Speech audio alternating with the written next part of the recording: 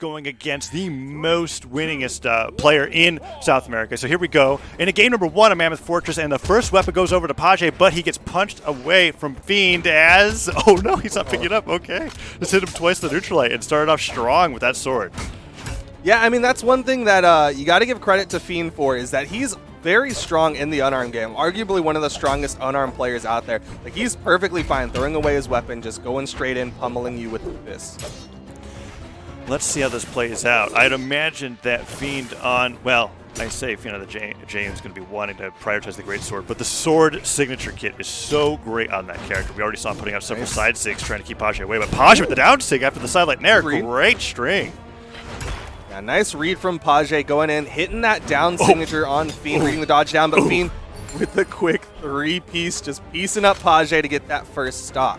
I don't care if you're Pajé or if you're Little Cap, gravity canceling side sig on Terra's X is not a great idea. We saw him get immediately punished for that. I mean, I guess if it hit, it would have absolutely gotten him the knockout, but you saw how much team time Fiend had to get that sidelight finisher, and that stock was just gone. Now it's 3 stocks to 2, and Fiend getting that extra credit as he gets 4 hits in on the Great Sword.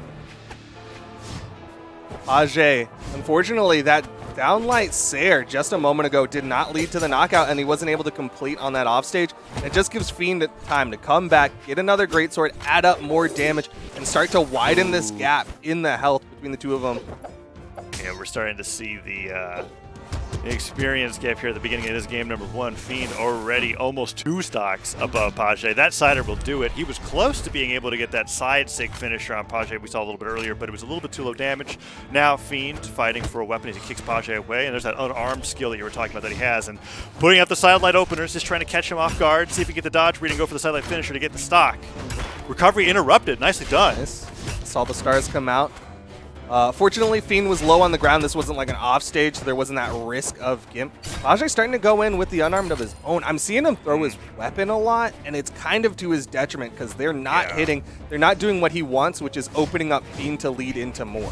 Right, and sometimes they do hit, and then Fiend goes like, what the heck, and then continues playing, right? It's not leading into some crazy follow-up, and nice job of Fiend using that chase dodge to get the nair afterwards. He's been doing a lot of those sidelight nairs. That time Pajé was ready for it. He's like, you're not going to catch me that twice, but that ground pound was risky, but Fiend respected the recovery from the hammer and let him get back, knowing that he still has another stock to play with. Doesn't have to aim for those early KOs. And another sidelight side sig, that time not punished as hard as it was on the axe. And he nairs Fiend on the way back down. He's close to evening up these stocks here. Pajé was like getting hit by a lot of these openers, but I gotta remember, Great Sword openers are not finishers. I mean, it sounds obvious, but it also means that they're not tacking on nearly as much damage if you're just getting the opener and bridge and not the finisher afterwards. Now Pajé with quick 3 hits, it suddenly brought this game back to dead even. Yeah, good old Brawlhalla string theory though is that if you're only getting those openers, you're not getting all that big burst of damage. You just got to keep getting those openers.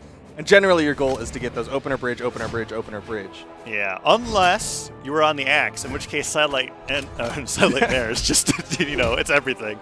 So no, that's the there's risk. A closer in that case. Yeah, you're skipping the bridge. It's interesting. It's like the heavy weapons don't have those finishers, I guess, besides Sair. Nah, okay, I take it back. Daylight Sair's pretty good. Okay, Pajé almost has Fiend into orange. Still behind. Oh, wow. Fiend really mixing things up there. He's going for that sidelight and a recovery now. Exchanging the nair for the recovery to get that more powerful hit. We see that nair's not going to take him off the top, but if you hit him with the Great Sword recovery, he almost certainly would. And he's just juggling giant swords right now as Pajé struggling to touch the ground. The recoveries are coming out with that edge guard. Mammoth Fortress just barely keeping Pajé alive with that platform. He slides right past the neutral sig. Whoa, he got the recovery. This is the chance. Oh, but the soft platform helping Fiend out. He stayed very high. You saw him start to gray out. He's running out of movement, but Pajé couldn't punish him because that soft platform was in the way. And it's interesting, Fiend taking the game there, and I really want to highlight your emphasis on that soft platform. Fiend was recovering it away without a recovery where Pajé just had to wait for the landing. That's what he was doing. He wasn't using any jumps. He was like, I'm going to see when you're going to dodge into the ground so that maybe he could get like a Taros down sig. But because the platform was where it was, Fiend got that purchase, got the jumps back and the recovery, and was able to reset the neutral. It was a really, really great boon for him in that game number 1. But Pajé did a great job coming back and is making this look a lot closer than I was expecting it to look based off how those first 2 stocks went. Yeah, it definitely looked doable. There was a period in time where Pajé was down 2 stocks and it looked like things were really rough and Fiend was going to run away with it. Pajé started to bring it back, and if he can keep that momentum, might see him take a game off our top seed.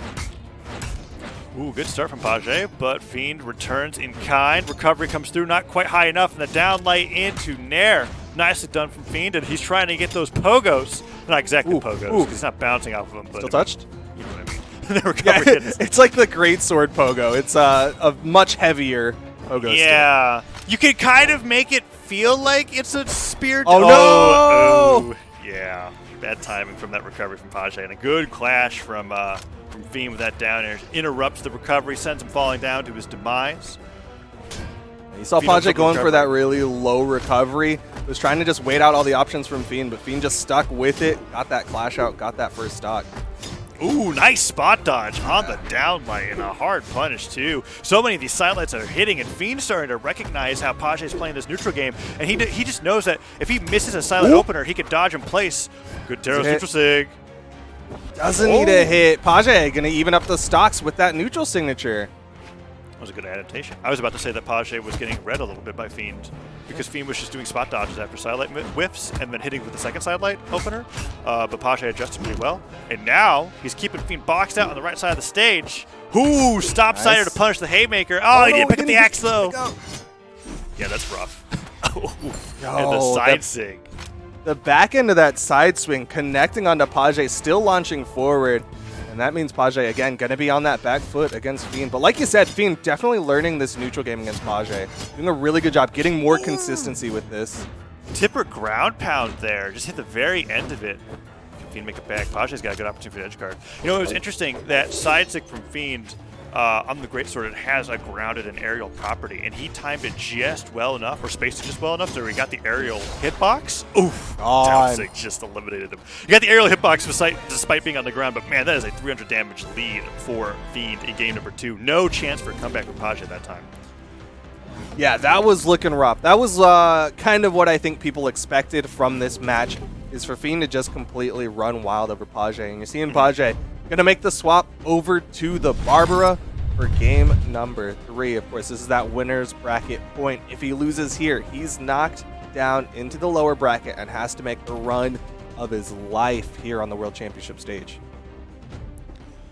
Pajé with a big switch, going over to the Barbara for game number 3, recognizing that you might as well pull out all the stops against Fiend. If he's planning on making the most incredible lower bracket run of his life, he might as well show Fiend ways to be fighting against him in the rematch. So, we've got the Bryn, or Barbara, the epic crossover Bryn, going out to the Great Hall for game number 3, and Fiend showing off that unarmed skill right away. Fearless as ever. Okay. Side light, neutral light, side light into the side air. He still hasn't been hit. Oh no, Pajé missed the weapon throw. Oh, Fiend went with a hard read there with that pivot neutral light. Down light, down air, gravity cancel, neutral light, side stick done! Fiend! Oh no. This is looking real bad for Pajé now.